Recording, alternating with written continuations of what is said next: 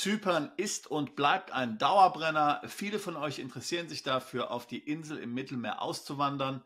Nun gibt es ja bekanntlich Nordzypern und die Republik Zypern im Süden. Was ist nun steuerlich besser?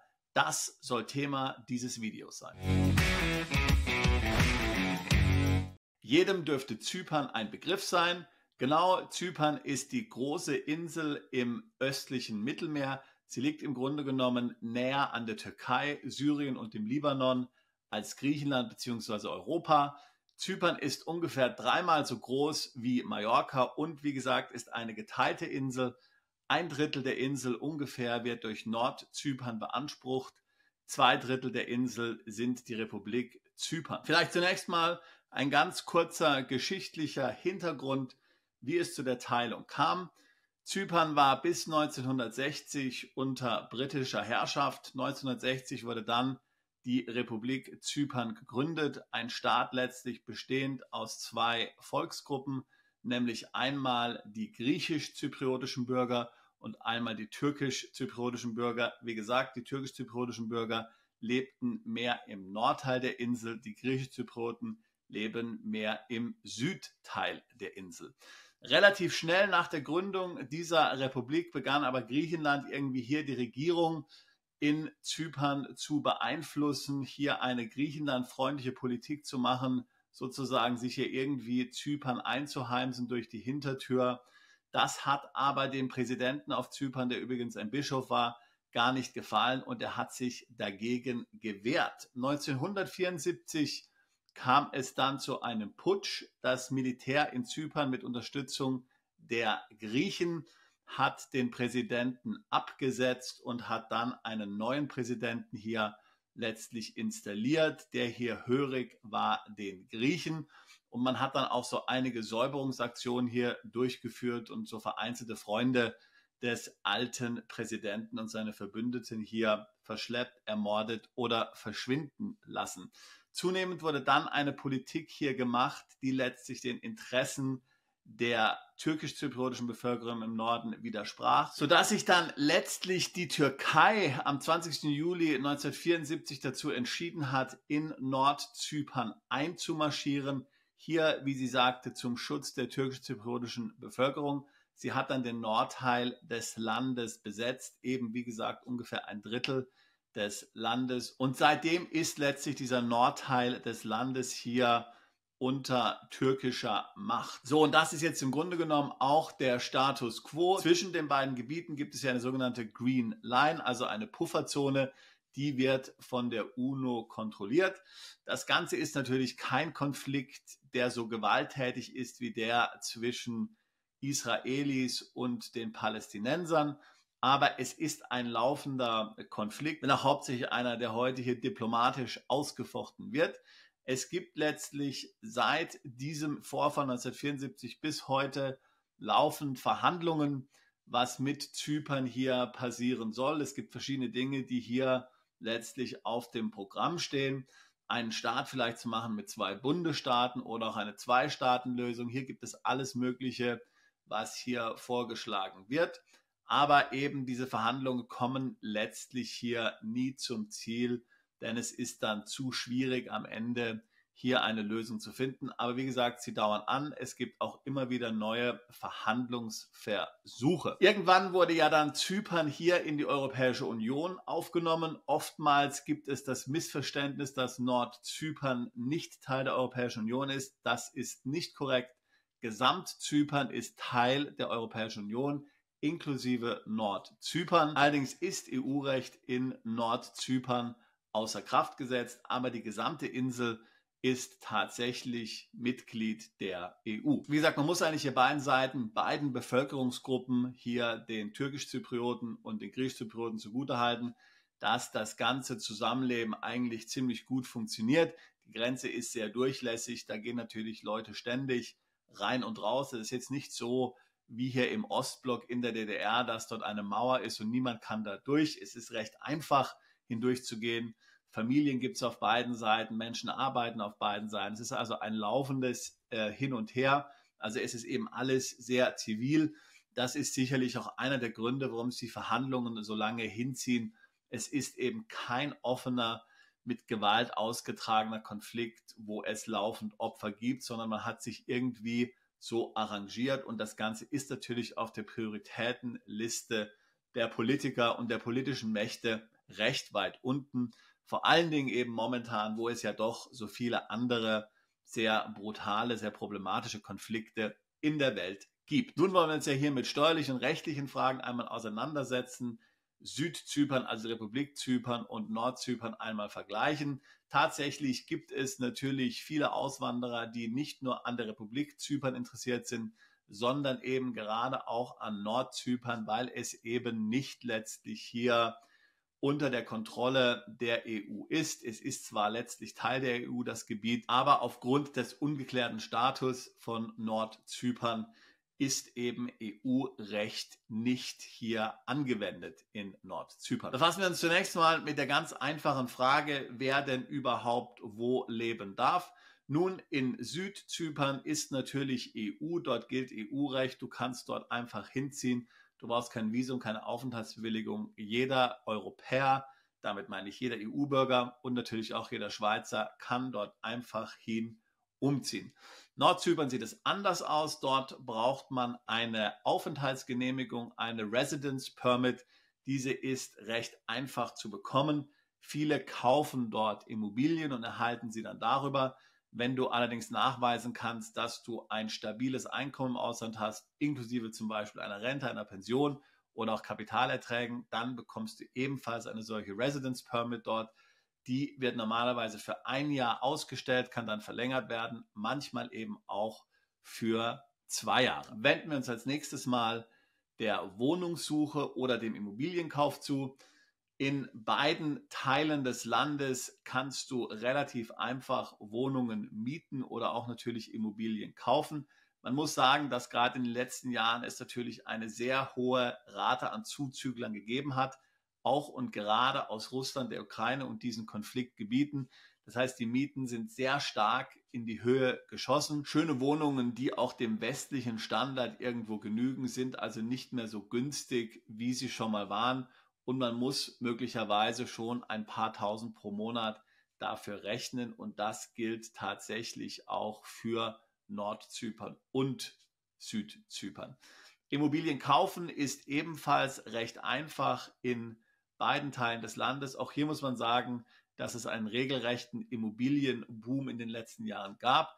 Das ist vor allen Dingen auch in Nordzypern ganz klar zu sehen. Auch dort sind sehr viele neue Apartmentgebäude entstanden, wo Wohnungen verkauft werden. Mandanten fragen mich immer wieder, wie sich die rechtliche Situation verhält, wenn man Immobilien in Nordzypern kauft. Tatsächlich ist ja der Status dieses Landesteiles nicht geklärt. Man muss auch dazu sagen, dass viele Immobilien dort und viele Grundstücke letztlich enteignet wurden von griechischen Zyprioten, die dort lebten oder zumindest dort Grund und Boden haben. Das heißt, viele haben natürlich so die Angst, wenn ich jetzt dort irgendwas kaufe, was wird dann damit passieren? Insbesondere dann, wenn es irgendwann mal hier eine Einigung bei diesen Friedensverträgen gibt und Zypern wieder vereint wird und es hier zur Wiedervereinigung kommt.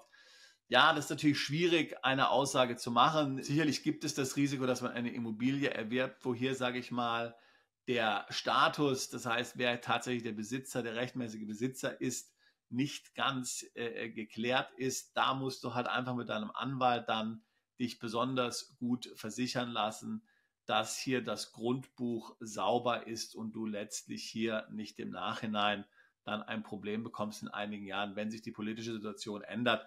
Wie gesagt, ich hatte es ja vorhin schon angesprochen, es gibt laufend Verhandlungen. Da kann es also praktisch zu jeder Zeit zu einer Einigung kommen, die dann zu einer Wiedervereinigung des Landes tatsächlich führen würde, unter welchen Parametern auch immer. Ja, das kann man jetzt noch nicht genau sagen. So, kommen wir nun zu den eigentlichen steuerlichen Fragen. In der Republik Zypern ist natürlich insbesondere der sogenannte Non-Dom-Status sehr beliebt. Jeder Ausländer, der dorthin zieht und entweder einen Job hat, eine Selbstständigkeit hat oder eine Limited gegründet hat, kann sich dafür registrieren. Die Folge ist letztlich, dass Kapitalerträge und insbesondere meine ich damit Steuern auf Dividenden für 17 Jahre nicht erhoben werden, die ansonsten dort in Zypern anfallen. Das heißt, wenn du dann dort eine griechische Gesellschaft gründest, diese zahlt natürlich 12,5 Körperschaftssteuer, dann kannst du dir den Rest als Dividende auszahlen lassen.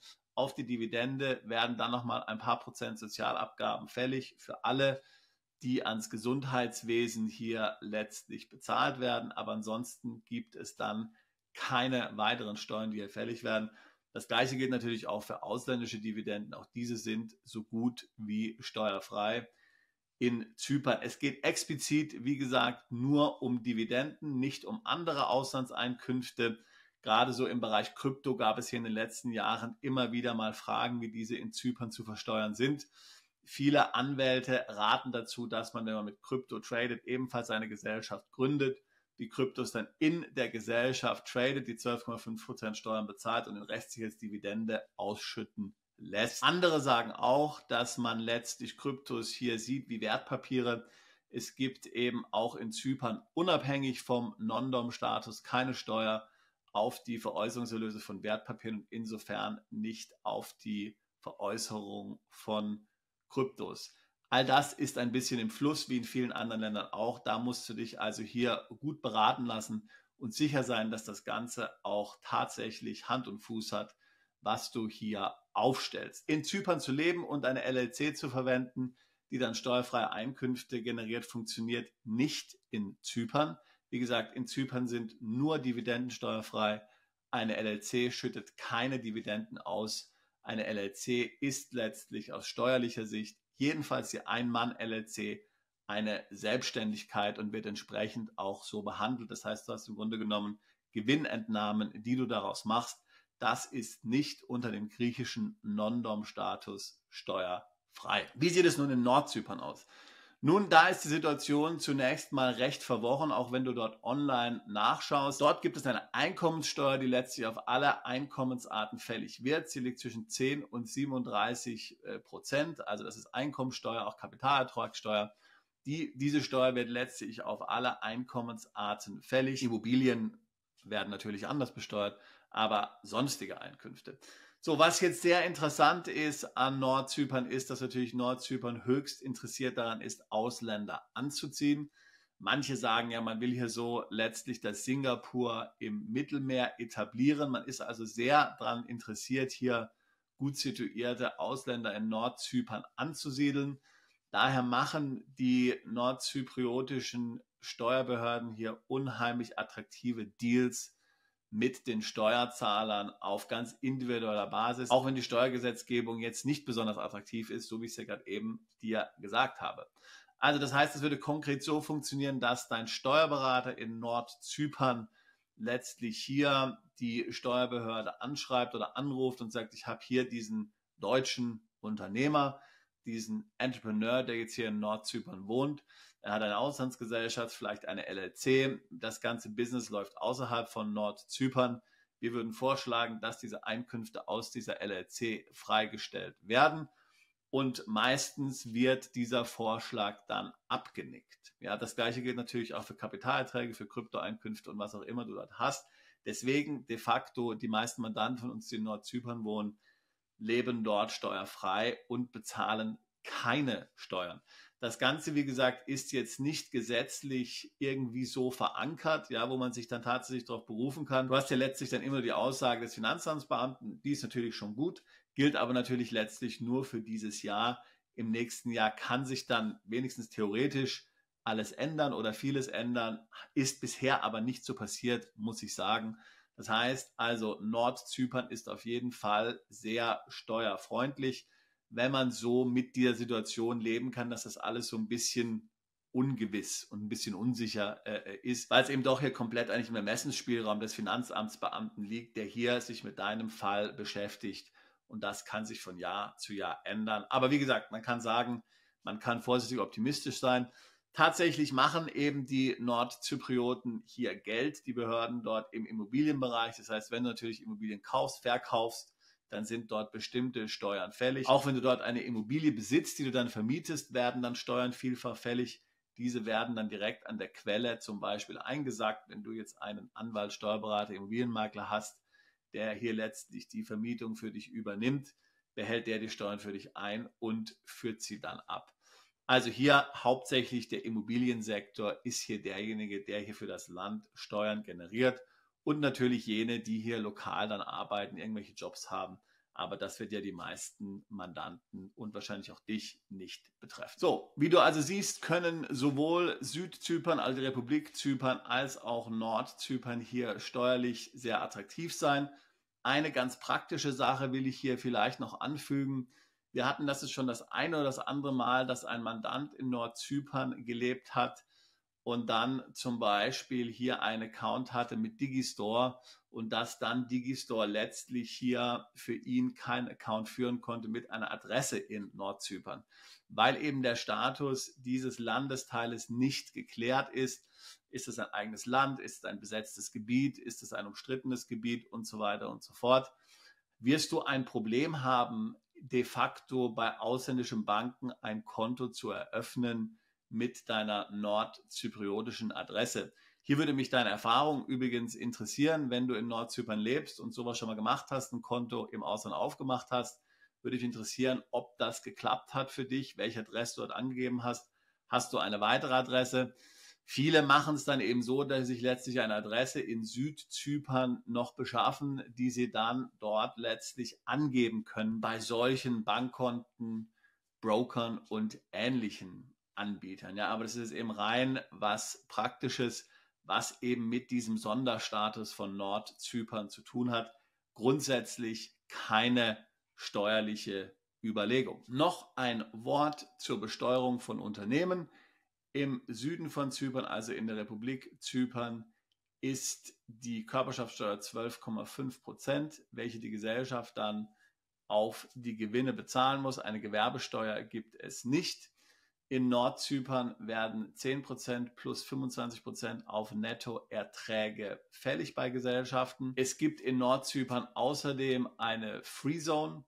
Wenn du dort eine Firma gründest, dann fällt letztlich hier keine Steuer auf die Gewinne an. Diese Gesellschaft kann natürlich dann kein Business in Nordzypern machen. Ehrlich gesagt, die meisten Mandanten oder alle Mandanten, die in Nordzypern wohnen, haben natürlich keine Gesellschaft in Nordzypern. Ich denke nicht, dass das hier irgendeinen Sinn macht. Aufgrund der sehr laxen Steuergesetze macht es dann eben Sinn, eine LLC zu gründen tatsächlich, wenn du dort wohnst, oder eine andere vergleichbare Rechtsform, die eben dann extrem niedrig besteuert. Ich würde hier niemals eine Gesellschaft in Nordzypern gründen. Wie gesagt, wer in der Republik Zypern wohnt und dort den Non-Dom-Status nutzen will, der hat keine andere Wahl. Der muss in der Regel eine Gesellschaft gründen. Da fallen dann eben 12,5% auf die Gewinne an. Zu guter Letzt Erbschaftssteuer und Schenkungssteuer. Beides gibt es in der Republik Zypern, in Südzypern nicht. In Nordzypern fallen jeweils 1% hier diesbezüglich an. So, über die Steuern, die beim Immobilienverkauf anfallen, haben wir ein extra Video gemacht zum Thema Nordzypern. Da fallen eben natürlich die üblichen Steuern an, Grunderwerbsteuer und dann auch Steuer auf den Veräußerungserlös, sowohl in Südzypern als auch in Nordzypern. Das sind alles recht moderate Beträge. So, das war nun hier unser Vergleich zwischen Nordzypern und Südzypern. Wie gesagt, beide Staaten natürlich sehr attraktiv. Wenn dir so der schwebende politische Status von Nordzypern, der ungeklärte Status, um was es sich hier bei diesem Landesteil handelt von Zypern, nichts ausmacht, dann sicherlich ein interessantes Gebiet, um hier zu leben und steuerlich günstig tatsächlich hier auch dann zu leben. Ansonsten, wie gesagt, wenn du die Rechtssicherheit bevorzugst, die gerade die EU bietet, dann ist sicherlich die Republik Zypern, also Südzypern, für dich das Richtige. Was ist deine Meinung dazu? Du kennst vielleicht beide Landesteile. Lass es uns in den Kommentaren wissen. Ich bin sehr daran interessiert, von dir zu hören und was du darüber denkst, gerade eben, wenn du in Nordzypern gelebt hast oder lebst oder auch in Südzypern. Das wäre auf jeden Fall interessant, hier von dir einen Erfahrungsbericht in den Kommentaren zu lesen und hilft auch anderen ganz enorm. Wenn auch du darüber nachdenkst, nach Zypern, sei es jetzt Südzypern oder Nordzypern, umzuziehen, würde ich mich freuen, mit dir im Beratungsgespräch hier mich zu unterhalten. Wir helfen seit 20 Jahren Mandanten dabei, ins Ausland umzuziehen, ihre steuerliche Situation zu optimieren, neues Vermögen im Ausland zu schaffen und ihr bestehendes Vermögen zu schützen. Ich freue mich drauf, dich im Beratungsgespräch kennenzulernen. Bist du Unternehmer, Freiberufler oder Investor? Zieht es dich schon lange ins Ausland? Mach heute den ersten konkreten Schritt in eine Zukunft mit mehr Geld und mehr Freiheit. Buche ein Beratungsgespräch mit Sebastian und seinen Kollegen. Unsere Kanzlei unterstützt Mandanten wie dich dabei, deine Steuerlast legal zu reduzieren, Vermögen aufzubauen und zu schützen und deine persönliche Freiheit zu maximieren. Profitiere jetzt von unserem Fachwissen und unserem Netzwerk. Gehe zu mandatierung.com und werde Mandant unserer Kanzlei.